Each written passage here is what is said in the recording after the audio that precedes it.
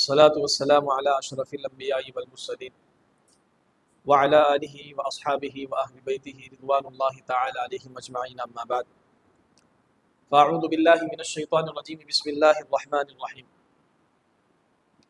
إن الله عنده علم الساعة وينزل الغيث ويعلم ما في الأرحام وما تدري نفس ماذا تكسب غدا وما تدري نفس بأي أرض تموت إن الله عليم خبير وقال النبي صلى الله عليه وسلم إذا اتخذ الفيء دولا والأمانة مغنما وتعلم لغير الدين وأطاع الرجل امرأته وعق أمه إلى آخر الحديث أو كما قال عليه الصلاة والتسليم۔ محترم حضرات سامعین کرام، جیسا کہ آپ اچھی طریقے سے جانتے ہیں کہ گزشتہ جمعرات کے اندر ختم نبوت کے عنوان کے ذیل میں جتنی مضامین آپ کے سامنے آئے، گزشتہ جمعرات میں ایک فتنے کا ایک تعارف آپ کے سامنے آیا جو فتنہ غامدیت کے نام سے جو ہے جانا اور پہچانا جاتا ہے۔ جاوید غامدی جو اس کا بانی ہے، اس کے 8 عقائد بہت سارے ہیں، آج بھی اس کے کچھ عقائد کا تذکرہ آپ کے سامنے ہوگا، کتنے غلط اور گمراہ کن اس کے عقائد ہیں۔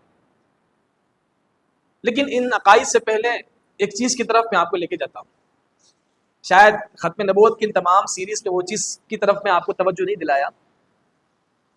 سورہ لقمان کی آخری آیت کریمہ پارہ نمبر 21 میں اللہ تعالیٰ نے 5 چیزوں کے بارے میں بتایا کہ ان اللہ عنده علم الساعہ۔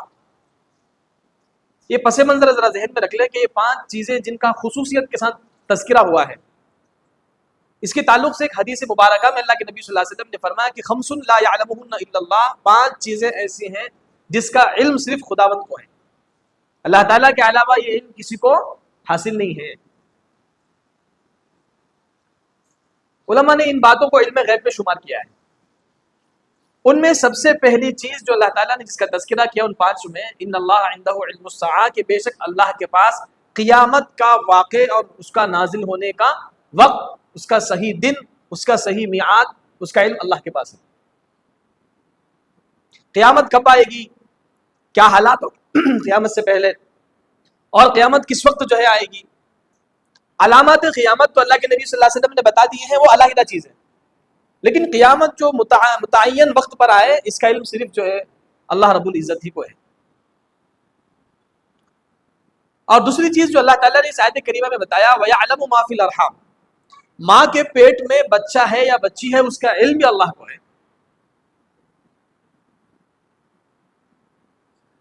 اس زمانے میں ایک اعتراض باقاعدہ ایک یہودی آتھر نے کیا ہے اس آیت پر کہ قرآن کریم میں تو اللہ تعالیٰ نے فرمایا کہ وَيَعْلَمُ مَا فِي الْأَرْحَامِ، ماں کے پیٹ میں بچہ ہے یا بچی ہے، اس کا علم بھی کس کو ہے؟ لیکن ٹیکنالوجی مشنری اتنی زیادہ آگے بڑھ گئی ہے کہ اس ٹیکنالوجی کے ذریعے سے، ٹھیک ہے کہ اسکیننگ کے ذریعے سے ہم پتہ لگا سکتے ہیں کہ ماں کے پیٹ میں بچہ ہے یا بچی ہے کہ نہیں؟ اب قرآن تو کہہ رہا ہے کہ اس کا علم اللہ کے علاوہ کسی کو نہیں ہے۔ دوسری طرف ٹیکنالوجی اور مشنری اتنی زیادہ آ گئی ہیں، مرور زمانہ سے، زمانہ کی گزرتے کے ادوار کے اندر ہم پہچان سکتے ہیں۔ تو اس کا جواب کیا ہے؟ جی ہاں، گرامر بہت گہرا اللہ تعالیٰ نے یہاں پہ ذکر کیا ہے، وَيَعْلَمُ مَا فِي الْأَرْحَامِ۔ عربی میں میم الف زبر ماں وہ وہاں پہ استعمال ہوتا ہے جس میں جان نہیں ہوتی ہے، اس کو غیر زیرو کہیں گے، غیر زیرو۔ بات سمجھ میں آ رہی کہ نہیں؟ اور عربی میں اور ایک لفظ استعمال ہوتا ہے جانداروں کے لیے، من، میم نون زبر من، یہ صرف جاندار چیز کے لیے استعمال ہوتا ہے۔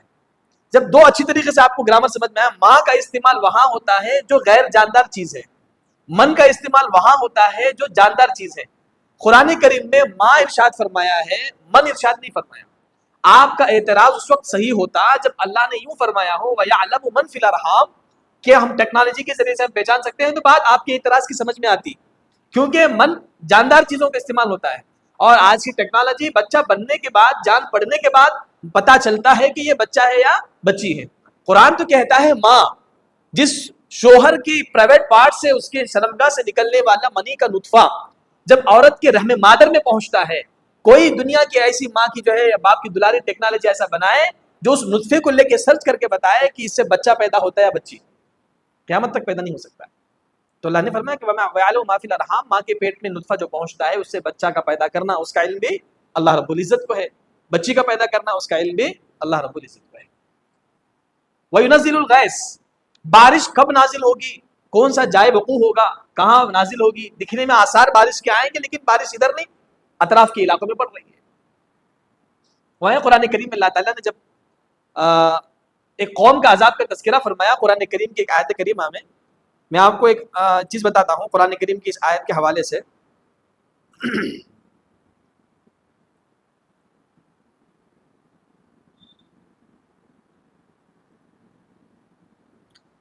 اللہ تعالیٰ نے اس قوم کی طرف ایک پیغمبر کو بھیجا تھا، جب انہوں نے بات نہیں مانی تو اللہ تعالیٰ نے باقاعدہ ان کو بادلوں کے ذریعے سے عذاب دیا، اور عذاب آنے سے پہلے حالات ایسے کر دیے اللہ نے، پوری اس علاقے میں قحط سالی کو نازل کر دیا، زمین سے اناج بند، آسمان سے بارش بند، لوگ اپنا ہی خون نکال کے چوس کے اپنی جان بچانے لگے، اپنے گھروں میں رہنے والے پالتو جانوروں کو کاٹ کے کھانے لگے، جانور ختم تو خود اپنے جسم کا خون بھی نہیں چھوڑا۔ جب دیکھا پوری طریقے سے حالات پوری طریقے سے سنگین ہو گئے تو اللہ تعالیٰ نے ایک بادل ان کے علاقے کی طرف بھیجا، فَلَمَّا رَأَوْهُ عَارِضًا مُسْتَقْبِلَ أَوْدِيَتِهِمْ، جب ان بادلوں کو لوگوں نے اپنے علاقے کی طرف آتے دیکھا، قَالُوا هَذَا عَارِضٌ مُمْطِرُنَا، یہ بادل تو ہم پر بارش برسا کے ہی رہے گا۔ اللہ تعالیٰ نے فرمایا بل هُوَ مَا اسْتَعْجَلْتُم بِهِ، وہ بادل میں بارش نہیں ہے، پانی نہیں ہے، آگ بھر کے ہم نے بھیجا ہے۔ جس چیز کا تم انکار کر رہے تھے نا، عذاب لے کے آؤ، عذاب کہاں پہ ہے، جس چیز کی تم کو جلدی تھی آج وہ لے کر آئے، بادل پھٹا، آگ گری، سب بھن کے راکھ ہو گئے۔ اب اندازہ لگائیے کہ اثرات بارش کے ہیں، بادل بھوجل ہے، کالا بادل ہے، تو عام ہمارے انسانوں کے جو ہے خیالوں میں یہ بات آتی ہے کہ بارش اترے گی، لیکن اس کا علم اور اس کی جگہ بھی کس کا علم کس کے پاس ہے؟ اللہ کے پاس۔ وما تدری نفس ماذا تکسب غدا، انسان کل کیا کمائے گا، حلال حرام، نفع نقصان، کسی کو بھی اس کا علم نہیں ہے۔ انسان صبح اٹھتا ہے اس مگن کے ساتھ میں کچھ کماؤں گا، لیکن حادثے کا شکار ہو جاتا ہے، یا اتنا زیادہ نقصان ہو جاتا ہے کہ پھر زندگی پر سمجھ نہیں پاتا، یا اس کی امید سے زیادہ اس کو نفع مل جاتا ہے، بات سمجھ نہ رہی۔ تو اس کا علم بھی کس کے پاس ہے؟ اللہ کے پاس۔ وما تدری نفس بأی ارض تموت، اللہ تعالیٰ کے پاس انسان کہاں مرے گا اس کا علم بھی اللہ کے پاس۔ تو میں ضمن تذکرہ کیا، لیکن مجھے بتانا یہ ہے کہ قیامت کا علم بھی کس کے پاس ہے؟ اب علامت قیامت کے بارے میں ایک حدیث بتاتا ہوں آج کی اس مجلس کے اندر، مشکات میں یہ حدیث ہے، دیگر حدیثی کا کتب حدیث کے اندر بھی موجود ہے۔ اس حدیث کے راوی ہیں سیدنا ابو ہریرہ رضی اللہ عنہ۔ اللہ کے نبی صلی اللہ علیہ وسلم نے حضرت ابو ہریرہ رضی اللہ عنہ کو قیامت کی کچھ علامات بتائیں جو ہم میں سے ہو سکتا ہے کہ اس فتنے میں ہم میں اور آپ میں کوئی مبتلا ہو، اللہ نہ کرے، ہو سکتا ہے۔ میں بار بار بتایا ہوں، آدمی قرب قیامت میں فتنوں میں گھرا ہوا رہتا ہے، اس کو احساس نہیں ہوتا کہ میں فتنوں میں چل رہا ہوں۔ سب سے پہلی چیز اس حدیث میں جس کا تذکرہ کیا گیا، اذا اتخذ الفیء دیولا، جب مال غنیمت کو لوگ حلال سمجھیں گے، اذا اتخذ الفیء دیولا، مال غنیمت کا شریعت میں حصہ ہے۔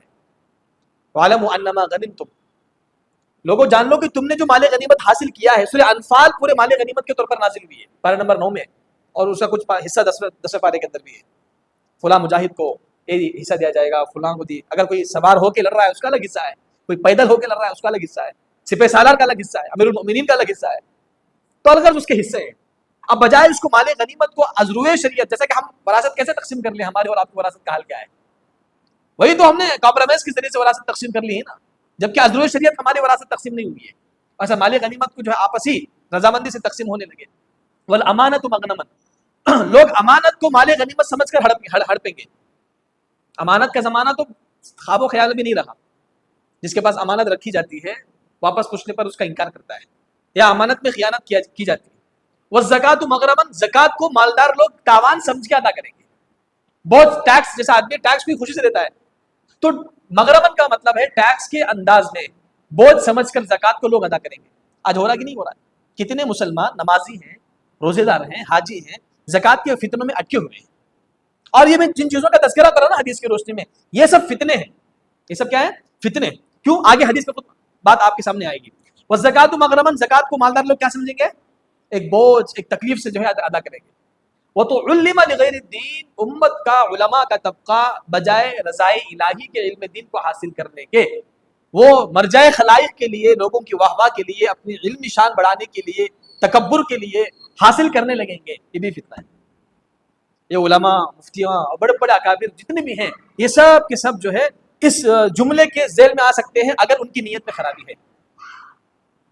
وَتُعُلِّمَ لِغَيْرِ الدِّينِ، علم دین صرف کس کے لیے؟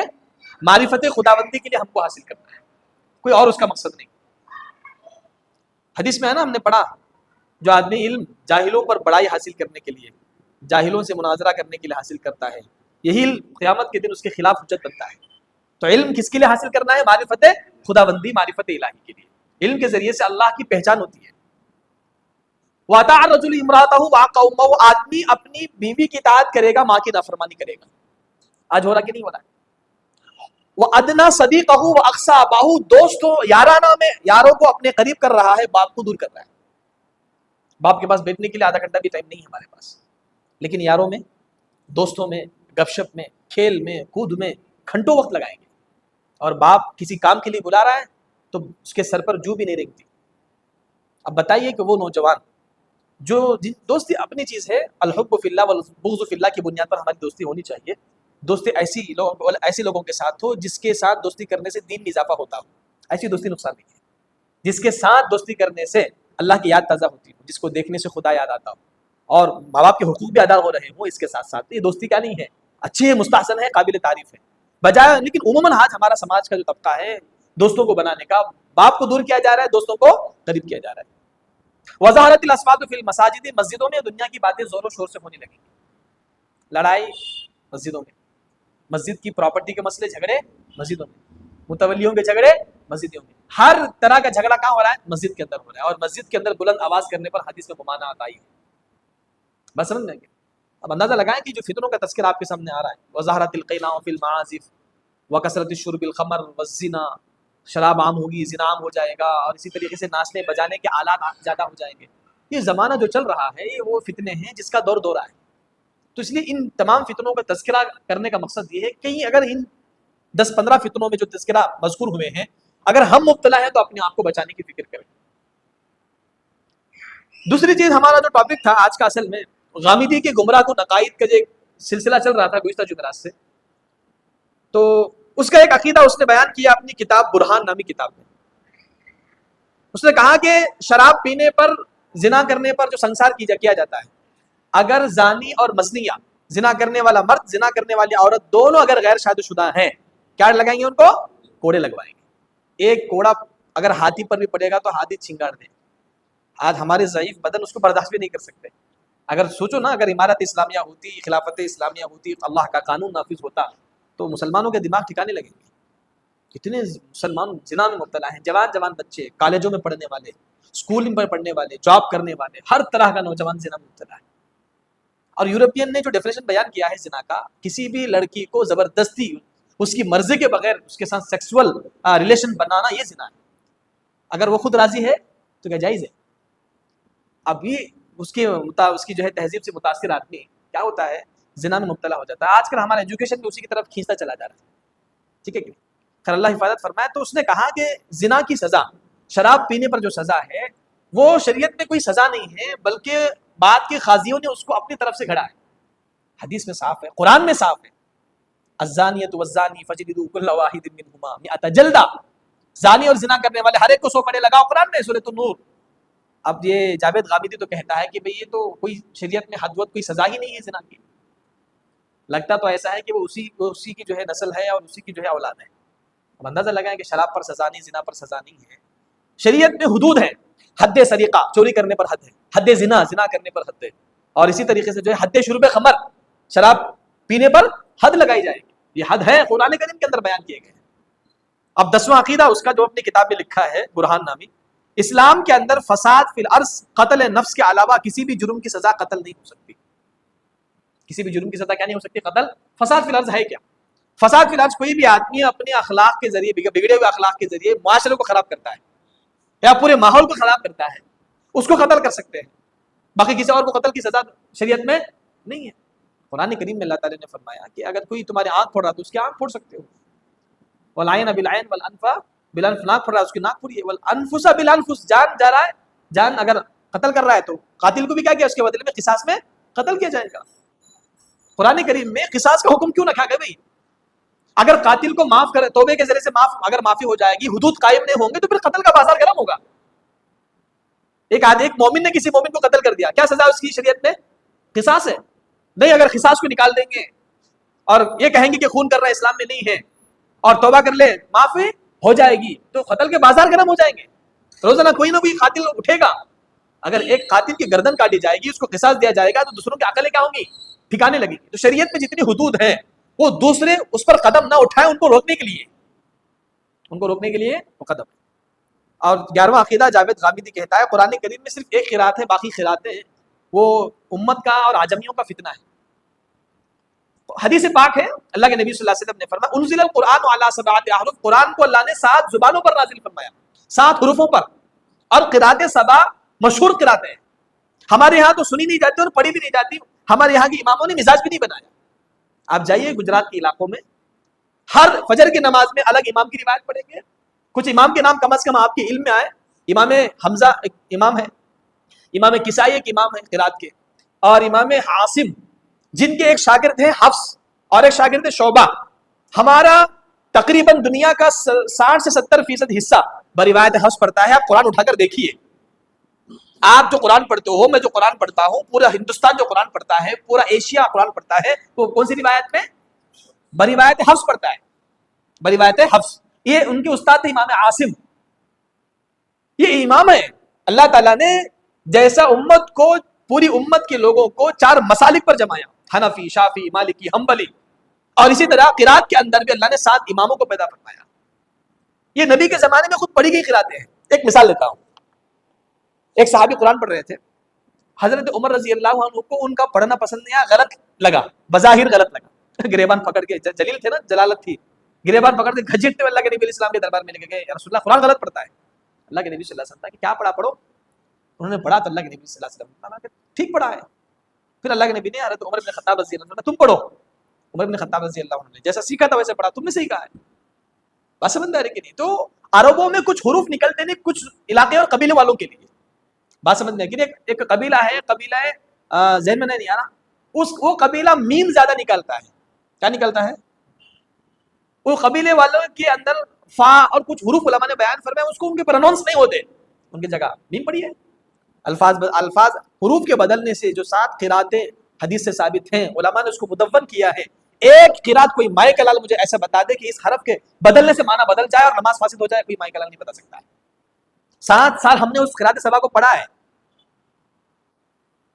اگر کوئی آدمی اہدنا الصراط المستقیم کی جگہ اگر اس کو صاد پڑھنا نہیں آتا, زاد آتا ہے, تو اہدنا الصراط المستقیم پڑھی ہے. لغات اٹھا کر دیکھیے پوری ڈکشنری میں, صاد کی جگہ زاد پڑھنے سے زراعت کا معنی راستہ ہی ملے گا, آپ کو کوئی اور چیز ملے گی نہیں. جی, جتنی قراتیں حرف کو بدلنے کے ذریعے سے ہیں, ان میں معنی کی تبدیلی بالکل بھی ایسا معنی کی تبدیلی نہیں ہے جس سے فساد صلاۃ, نماز کا فساد لازم ہے, ایسا بالکل بھی. قرآن کا معجزہ ہے بھائی. تورات اور انجیل زبور کو اللہ نے یہ امتیاز نہیں بخشا, جتنا قرآن کریم کتنے اچھا انداز سے پڑھو اتنا دل سننے کو کیا کرتا ہے, کھینچتا ہے, مقناطیس ہے. تو الغرض اس نے کہا جاوید غامدی نے کہ قرآن کی صرف ایک قرات ہے. پتہ نہیں وہ جاوید غامدی کو ایک قرات کیا ہے وہ بھی اس نے بیان نہیں کیا اپنی کتاب میں, صرف کہتے ایک قرات ہے, باقی قراتیں عجمیوں کا فتنہ ہے, غلط. 12واں عقیدہ اس نے کہا فقیہ جو ہوتا ہے, فقہا کے جو اجتہادی جو اوپینینز ہوتے ہیں, ان اوپینینز کو ہم اپنی عقل اور علم کی بنیاد پر پرکھنے کا ہم کو اختیار ہے. پرکھو نا بھائی. جاوید کا امام اعظم ابو حنیفہ رحمۃ اللہ علیہ نے فرمایا, ٹھیک ہے, ان کی بات کو پرکھنا پر کی ہے. امام شافعی نے یوں فرمایا, یہ مجتہد تھے نا اپنے وقت کے, اب ان کی باتوں کو پرکھنا, اگر کوئی بات قرآن و حدیث سے ٹکرائے اس کے عقیدے کے مطابق اس کو چھوڑ دو. ارے وہی بات امام اعظم نے اپنے زمانے سے لوگوں سے کہا, میری بات قرآن و حدیث سے ٹکرائے, میری بات کو اڑا دو, قرآن و حدیث کو پکڑو. کوئی مائی کلال ہو بتاؤ کہ امام اعظم کی ایک بات, ایک فتویٰ, ان کے 40 شاگرد, ایک شاگرد ایک فن کا امام, حدیث میں, فقہ میں, فلسفے میں, اور اسماء الرجال کے اندر, اور اسی طریقے سے ادب میں, نحو میں, صرف میں, کتنے فنون آپ کو بتاؤں, ایک شاگرد ایک فن کا ماہر ہے. کوئی مائی کلال بتا نہیں سکتا, اعتراض کے علاوہ کوئی ان کا کام ہی نہیں ہے. اور 13واں عقیدہ اس نے کہا جاوید غامدی نے, ہر آدمی کو اجتہاد کا حق ہے, جو چاہے قرآن میں غور کر سکتا ہے, مسئلہ نکال کے بول سکتا ہے. ابھی بولنا یہ چاہ رہے ہیں امت کے اندر کہ ہم جو چاہے قرآن سے مسئلہ نکال سکتے ہیں, جو چاہے لوگوں کو بول سکتے ہیں. اگر اس کی اجازت دی جائے نا, تو وہ حدیث آپ کو ذہن میں ہونا ہے جس میں اللہ کے نبی صلی اللہ علیہ وسلم من فسر برأیہ, جو اپنی رائے سے تفسیر کرتا ہے, اپنی رائے سے کوئی دین کا مسئلہ بتاتا ہے, ظاہر سی بات ہے اس کو اپنا ٹھکانہ کہاں بنا لے, جہنم بنا. اب اس کے دروازے جاوید غامدی کھولنا چاہ رہا ہے. اس نے کہا کہ ہر آدمی کو اجتہاد کرتے. دیکھو میں آپ کو صاحب بتا دوں, اجتہاد 2 درجے کا ہوتا ہے. ایک ہوتا ہے اجتہاد مطلق, ایک ہوتا ہے اجتہاد مقید. اجتہاد مجتہد مطلق اس کے دروازے بند ہے بھائی، کوئی آدمی اس کو ٹچ بھی نہیں کر سکتا ہے، اور اس لیول کا علم تو آج کسی کے پاس ہے ہی نہیں، یہ بند ہے چاروں اماموں پر.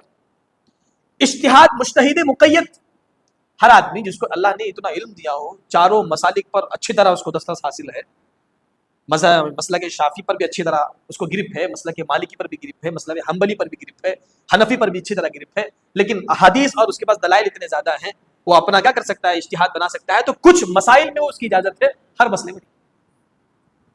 چلو اجتہاد کی دلیل آپ کو حدیث سے بتاتا ہوں. سیدنا حضرت معاذ بن جبل رضی اللہ عنہ کو رسول اللہ صلی اللہ علیہ وسلم نے جب یمن کی طرف معلم بنا کر بھیجا، ٹھیک ہے کہ نہیں، یمن کے والوں نے تقاضا بھیجا کہ آپ ہمارے یہاں معلم بنا کر بھیجیے. تو اس وقت اللہ کے نبی صلی اللہ علیہ وسلم نے حضرت معاذ بن جبل کو بلایا، کہا کہ آپ کو وہاں پہ جانا ہے. حضرت معاذ بن جبل فرماتے ہیں کہ میرا دونوں پیر رکاب میں تھے، رکاب، ٹھیک ہے، میں بیٹھا ہوا تھا سواری پر، اللہ کے نبی کے ہاتھ میں جو ہے اس اونٹنی کی نکیل تھی. فرمایا کہ معاذ کس سے فیصلہ کرو گے؟ اگر لوگ آپ کے پاس مسائل لائیں گے، آپ فیصلہ کرو تو کس طریقے سے؟ حضرت معاذ بن جبل رضی اللہ عنہ نے کہا کہ بکتاب اللہ، قرآن مجید سے. فَإِلَّمْ تَجِدْ، اگر تو نہ پائے کتاب اللہ نے اس مسئلے کا حل، پھر حضرت معاذ بن جبل رضی اللہ عنہ نے فرمایا کہ وہ بھی سنت رسول اللہ کے نبی صلی اللہ علیہ وسلم کے طریقے سے، آپ کے طریقے سے. فَإِلَّمْ تَجِدْ، پھر بھی اگر میرے طریقے میں اس مسئلے کا حل نہ ملے، انہوں نے کہا اجتہد برأیی، اپنی رائے کو کھنگالوں گا قرآن حدیث کی گہرائی تک، پھر جو چیز قرآن و سنت سے سب سے زیادہ قریب لگے لوگوں کو بتاؤ.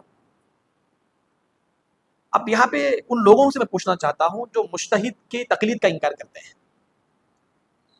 اگر یہ چیز غلط ہوتی، اور اللہ کے نبی صلی اللہ علیہ وسلم زیادہ شریعت کے مسئلے میں زیادہ حساس ہوتے نا، پیغمبر غصے میں آ سکتے تھے اور ڈانٹ بھی سکتے تھے کہ معاذ اتنی ہمت، کتاب و سنت پہ تم غور کرو کہ اپنے رائے کو داخل کرو گے، بجائے ڈانٹنے کے، بجائے نکیر اور انکار کے، بجائے اس کی تردید کے، اللہ کے نبی صلی اللہ علیہ وسلم نے تعریف کے جملے کہا، اور الفاظ اس وقت مجھے حدیث کی یاد نہیں، اس کا میں آپ کو ترجمہ بتاتا ہوں. کہا کہ اللہ تعالیٰ نے رسول کے رسول کو، عربی میں رسول کا اگر ڈیفینیشن ڈکشنری میں دیکھا جائے تو قاصد ہے، شریعت کی اصطلاح میں رسول کا ڈیفینیشن الگ ہے، بات سمجھ میں آ رہی ہے نا. اللہ تعالیٰ نے رسول کے رسول کو اتنی اللہ نے استطاعت اور صلاحیت دی ہے، وہ قرآن و سنت سے اپنی رائے کو کھنگال کر لوگوں کو مسئلے بتا سکتے ہیں. اس کا شکر ادا کیا اللہ کے نبی صلی اللہ علیہ وسلم. اس لیے حضرات صحابہ اللہ تعالیٰ نے ایسی صلاحیت دی ہے جن کو فقہائے سبع مدینہ، 7 فقیہ صحابہ تھے مدینے کے اندر. عبداللہ بن مسعود کے رضی اللہ عنہ کے بارے میں اللہ کے نبی صلی اللہ علیہ وسلم نے کیا فرمایا معلوم ہے؟ ابن مسعود تم کو جو مسئلہ بیان کرے لو، جو حدیث بیان کرے لو، اس سے بڑے کوئی پروف ہو سکتا ہے ہمارے لیے؟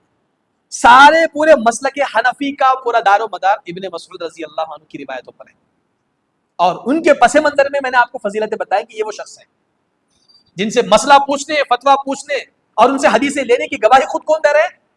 صاحب کلام بول رہے ہیں. اب یہ جاوید غامدی تو کہتا ہے کہ ہر آدمی کو اجتہاد کا وقت حق حاصل ہے، وہ جو چاہے حدیث میں غور کر سکتا ہے، جو چاہے قرآن میں غور کر سکتا ہے اور لوگوں کو مسئلہ بتا سکتا ہے. ایسا پھر کیا ہو جائے گا بھی؟ ہر آدمی عالم بن جائے گا. لوگ ہیں آج کل بھی، ہر عالم کا 2-4 مسئلے معلوم ہو گئے تو وہ بھی اپنی مجلس میں کیا کر لے گا بھائی، چلائے گا. یہ جاوید غامدی کے ٹائپ اسی طریقے سے ہوں گے، 2-4 مسئلے جو ہے سیکھ لیں گے اور 5-6 کتابوں کو اردو میں مطالعہ کر لیں گے اور ایک چینل کھول کے امت کو گمراہ کریں گے. اور آخری میں بات بتا کے اپنی بات کو ختم کرتا ہے، وقت زیادہ ہو رہا ہے. 14واں اس کا عقیدہ اس نے اشراق نامی کتاب میں لکھا ہے کہ غلبہ دین کے لیے، دھیان سے سننا، اس کے جو گمراہی کی عقیدے کے بدلے، غلبہ دین کے لیے جہاد کا اقدام کرنا وہ صرف نبی کے زمانے کے ساتھ اور صحابہ کے زمانے کے ساتھ خاص ہے، اور اس کے بعد ختم ہے. غلبہ دین کے لیے جہاد کا اقدام کرنا، جہاد کا اقدام کرنا، بات سمجھ میں نہیں آ رہی؟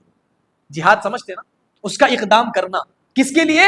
اللہ کا دین زمین پر بلند ہو، اعلاء کلمۃ اللہ کے لیے، وہ صرف معاذ اللہ نبی کے زمانے کے اور صحابہ کے زمانے کا ساتھ خاص ہے. ایسا ہے. پھر وہ حدیثیں کہیں جائیں گی جس میں اللہ کے نبی صلی اللہ علیہ وسلم نے فرمایا الجہاد ماضٍ الی یوم القیامہ، جہاد قیامت تک جاری رہے گا. صحیح حدیث ہے بالکل، نہ اس کی روایت میں اور اس کی راوی کی سلسلے میں کوئی ضعف اور کوئی ضبط کے تعلق سے کوئی کیا نہیں ہے، ان پر جو ہے عیب نہیں ہے. اب اس نے کہا کہ نہیں، اب اقدامی جہاد نہیں کر سکتے. اور کافروں سے سب سے زیادہ جو ڈر مسلمانوں سے لگا ہوا اسی چیز پر، کیونکہ یہ چیز ریکارڈ ہو رہی ہے، تو ریکارڈ کے بعد میں ایک چیز آپ کو بتانا چاہتا ہوں اس سلسلے میں کھلم کھلا، بات سمجھ میں آ رہی ہے تو، لیکن آپ سمجھیے کہ اس کے گمراہ عقائد کیا ہیں، کہ غلبہ دین کے لیے جہاد صرف نبی کے زمانے کے ساتھ خاص اور صحابہ کے زمانے کے ساتھ خاص، اور بعد کے لوگوں نے جو کیا دین کو بلند کرنے کے لیے اور اللہ کی قانون کو نافذ کرنے کے لیے، تو کیا وہ دہشت گردی ہے، آتنکوادی ہے، ٹیررزم ہے؟ ارے وہی تو چیز ہے جو ہمارا نقطہ نظر ہے۔ کیا وہ حدیث یہ جاوید غامدی کو نظر نہیں آتے جس میں اللہ کے نبی صلی اللہ علیہ وسلم نے فرمایا لوددت ان اقاتل فی سبیل اللہ، میری دل کی چاہت ہے کہ میں اللہ کے راستے میں جنگ کروں، جہاد کروں، لڑوں، ثم اقتل، مجھے شہید کر دیا جائے، ثم احیا، پھر مجھے زندہ کر دیا جائے، ثم اقتل، پھر میں لڑوں، پھر مجھے مار دیا جائے، ثم احیا، پھر مجھے زندہ کر دیا جائے، ثم اقتل، پھر مجھے مار دیا جائے۔ معمولی چیز نہیں ہے، یہ بچوں کا کھلونا نہیں ہے۔ ہاتھ ہتھیلی میں لے کے کیا کرنا، اللہ کے راستے میں اللہ کے دین کو بلند کرنے کے لیے اپنی جان کا نذرانہ پیش کرنا، یہ ہم اور تم جیسے لوگوں کے لیے تصور کی دنیا سے باہر کی چیز ہے۔ تو الغرض یہ تقریباً عقیدہ نمبر 9 سے لے کر عقیدہ نمبر 14 تک میں نے آپ کے سامنے اس کے گمراہ کو نقابی ابھی ہے، انشاءاللہ بھی 2-4 جمعرات اسی کے جاوید غامدی کے گمراہ عقائد پر بات چلے گی۔ میں آپ کو ایک عقیدہ بتا رہا ہوں اور اس کے اپوزٹ کا جو چیز ہے صحیح عقیدہ بھی آپ کو بتاتے جا رہا ہوں۔ اللہ کرے اللہ ہم سب کو اس چیز کو سمجھنے کی اور بار بار صحیح طریقے سے لوگوں تک سے عقائد پہنچانے کی توفیق عطا فرمائے۔ وآخر دعوانا